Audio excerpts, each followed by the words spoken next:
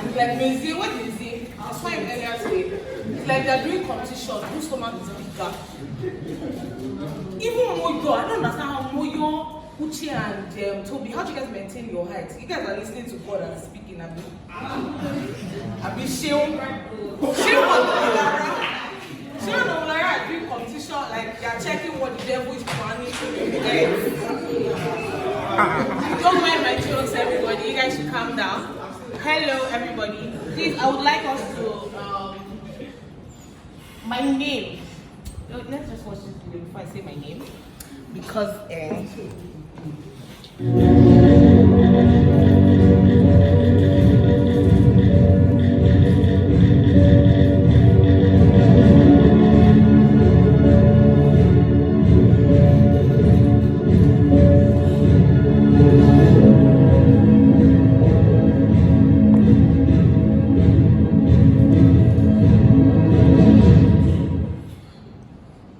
in one word, what can you tell me about the video? Just one word. All of you are very correct. The topic that we have today is body shaming.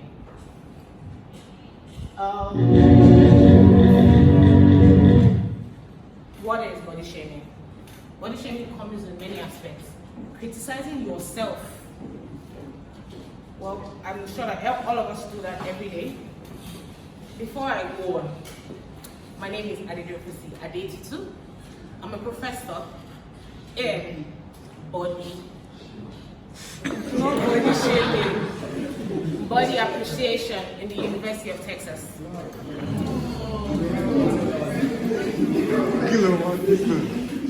Hold it quiet, please. Let me just finish.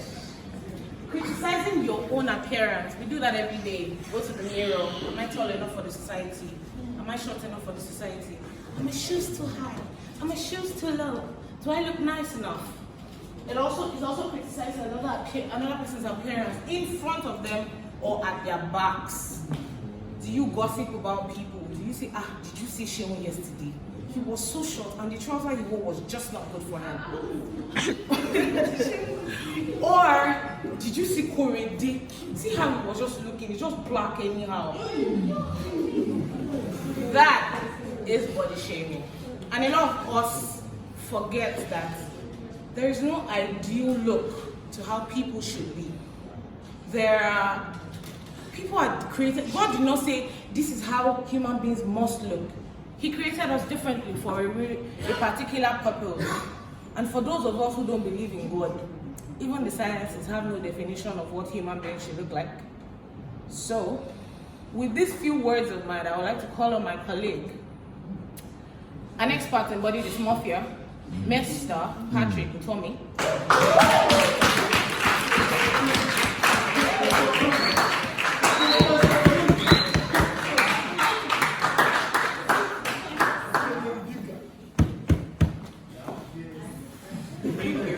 Thank you, My name is Anthony Utomi. I'm a body dysmorphic disorder psychologist and counselor with 10 years of experience in counseling those who are faced the act of body shaming and body dysmorphic disorder. Body shaming is a norm and a trend that all over the world, especially in Nigeria. And in my next slide, I would like you to see statistics for yourself. You can see here that the male child and the female child aged between 0 to 5. Now the male child at 2% and the female child at 6% are being faced with body shaming on a daily. Just imagine a child at 0 to 5. Then the next is a child of 6 years old, a child within the age of 6 to 10 are being body shamed. That the male child is at 13% and the female child is at 7%. Can you imagine? And now the next slide is, imagine the age of 16 to 20, this is adolescent stage. The male child is being body shamed at the rate of 37% and the female child is being body shamed at the rate of 27%. And this list goes on and on. And some of us would think that body shaming only happens from external factors. But my next slide will show you a shocking fact that it starts from within. Body shaming starts from the home. before the external factor has a role to play in suggesting what you should look like, the home as it sets the standard. Now you can see from here, the female child, or the male and the female, at 67.7% and 30.8% have been body shamed by their mother. This goes out to father, your significant father, who is your spouse, you have your sister, your father, your classmates, your brother, now going all the way down to your employees and your colleagues at work. The female child is being body shamed at 6.2%, while the male child is being body shamed at 10.9%. Some of us actually have a misconception that body shaming is only when you criticize someone for being too fat. But that is a misconception I'm here to rule out. There are different types of body shaming. We have the likes of fat shaming, and this is when you criticize someone for being too fat, for eating too much. And we have the skinny shaming. This is when you criticize someone for being too slim. You thought make person feel like, oh, you're going to break the next minute. You're not eating, you're starving. We have the hair shaming. This is criticizing somebody for not having as much hair as supposed. Then we have the food shaming, criticizing someone for eating too much or eating a certain class of food. And we have the pretty shaming. This is criticizing someone for being either too fine or too ugly. I mean, there are people who do this on the daily.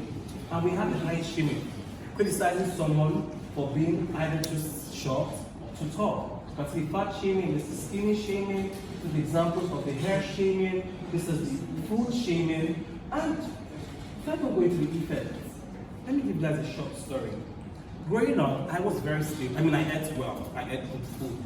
But for those of us from Delta State, there's a word called bonko. I don't know if you know the meaning, but let me tell you. It means a skinny bone who eats a lot but it's not showing his body. I was made to feel like, oh, I was eating a lot and nothing was showing my body.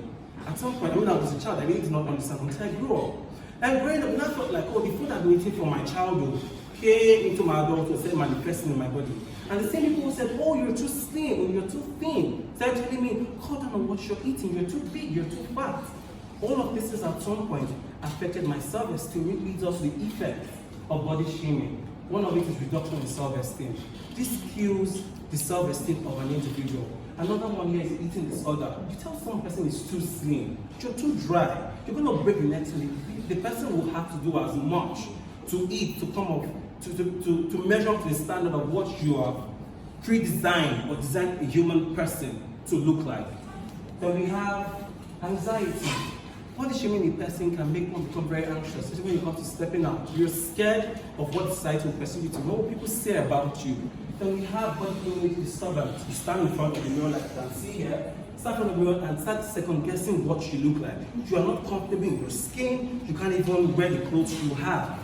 Then we have body dysmorphic disorder. This is my area. I get to talk to a lot of people every day on this. It's a mental illness that you have a preconceived notion of what you're supposed to look like because of what people have said, and every day you stand in front of the mirror and you want to be like this person you already preconceived in your head to be. And because you are not like this person, you will do as much. We have seen cases where people go as far as doing like liposuction, to have a very slim waist, to have hips, to have butt implants, and all of these things. And depression, which is the climax of it. I mean, sometimes people fall into depression and sometimes lead to even suicide. Now, I want us to know something, if you don't already know, that joking with a person's body is not okay. Whether your intentions were, whether your statement were unintentional or not. And there is no right or wrong body to have, right? You don't dictate to a person the kind of body a person should have, because everybody has a different rate of metabolism. Now, I'm going to end on this note. Permit me to end on this note. To everybody who has suffered body shaming, victims of body dysmorphic disorder, for those who have suffered and struggled to learn to love themselves and accept themselves, for those who have suffered to have dealt with self-esteem, who have second-guessed whether they're beautiful or not, I want you to know something, that you're beautiful for yourself, you're beautiful for your mind, you're beautiful for your heart and your soul, for the pains you have gone through, for the struggles you have been through, and life has thrown at you. And most importantly, you are beautiful for the body you have. Thank you.